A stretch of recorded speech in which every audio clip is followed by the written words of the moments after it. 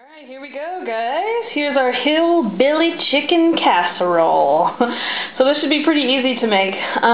What I'm going to do right now is I've got 4 cups of stuffing here, and the name of it is Pepperidge Farms. And I just got the herb flavored seasoned one. But you're going to take 4 cups of that stuffing mix, and you're going to pour a stick of butter that you've melted over it.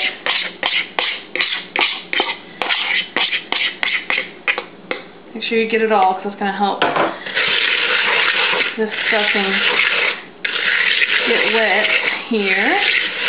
You're going to want to mix this all together. And I want to forewarn you guys, this video I'm making, you won't see the end result. I'm taking this dish to a friend who just had a baby for her and her husband and their little girl. So unfortunately you won't see the end result, but I thought this was such a good little recipe that I wanted to at least show you guys something pretty simple and easy to make for dinner. Alright, so we've got that mixed up. Here's my takeaway dish that I've got for my friend. And let me make sure this is still in the shot here. Yes, perfect. Okay, so what you're going to do is you're going to take about half of your stuffing mix, that's really loud, and you're going to line the bottom. That's pretty good. And this is a 9x13 baking pan. So that just really covers the bottom of your baking dish. Okay. Next, what we got going on is the recipe calls for 4 chicken breasts, and you season them, you get them all shredded. I'm telling you guys, the best thing to do if a recipe calls for some type of shredded chicken, just go to the grocery store, get you a rotisserie chicken, and debone it. Take all the chicken off of the meat off the bone. It's just the fastest, best, quickest way, I think, to get a meal done. And packets of chicken are expensive these days, so usually the rotisserie chicken's not too bad. So, and this is equivalent to roughly about 4 chicken breasts. Might be a little bit more, but you know, this is a casserole. You can kind of eyeball your recipe whenever you're doing a casserole. Okay. So we've got that in. Now this part is optional, but I'll be honest with you, I was going to make them some chicken Divan, I don't know how you really say it. Anyways, I was going to originally make them some of that, so I had some broccoli. But then I saw this and I was like, oh, Hillbilly, awesome. So anyways, Hillbilly casserole, we'll try that. This is like the Hillbilly chicken Divan, however a hillbilly would say it. I don't know. If you're a hillbilly, let me know. The other thing I would recommend, whenever you are deboning that chicken, let it cool off first, especially if you really value having fingers, because the hot chicken, it's not too fun. Okay, so we got that all together. Alright, let me get this cleaned up and we'll be back for the next step. Okay guys, so we're going to do I guess the wet ingredients, you could say this is this part. I've got a cup of chicken broth. I'm going to add to a mixing bowl. And if you make your own chicken breast for the beginning of the recipe, you can use the broth that's in there. I've got a can of cream of chicken. Not the healthiest, but we're about to make up for it here in just a second. A little bit. So get that can of chicken broth, cream of chicken. Now, you're also going to need some sour cream.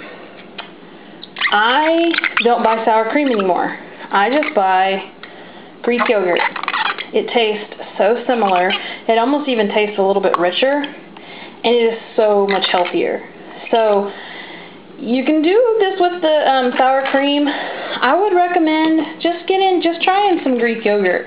You can't taste, especially when you're baking with it. And another thing is, if any of you guys like ranch dip, or you have, just the ranch salad dressing dry mix, and you add it to some sour cream, try it with Greek yogurt. Tastes just the same, and it's so much healthier for you. You won't feel as guilty if you're snacking on it with some veggies. Alright. So that's about a pint,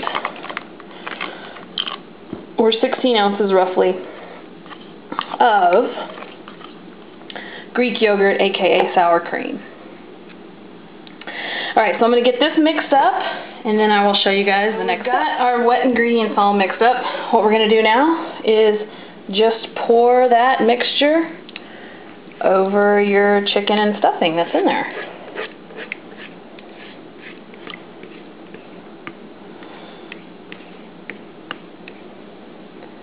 Alright, make sure it spreads all over. I mean, it'll evenly cook out once it gets in the oven, but we'll just kind of help it along just a little bit. Alright. Then you're going to take the remainder of your stuffing and just sprinkle that all over. There we go. How easy was that? Now, you know what you could also do is you could top this with some cheese. I thought about that now, but I don't have any cheese, or I would do that. But you could even do like chunks of Velveeta cheese, or I bet some sharp cheddar cheese would be good on this. But that's it. That is so simple. That's all you do. And then you're just going to stick this in the oven and cook it on 350 degrees for 30 minutes. And there's your dinner. I mean, you've got your bread, your chicken, your vegetables. You use some Greek yogurt for your dairy, so you're good. One meal dish, and easy to make, easy to get the ingredients. Probably got a little bit of everything at your house right now. Give it a try, and if you do make this, you know, let me know how it tastes in the end. Like I said, this is going straight to my friend's house, so make sure you cook 350 degrees for 30 minutes and enjoy your Hillbilly chicken casserole.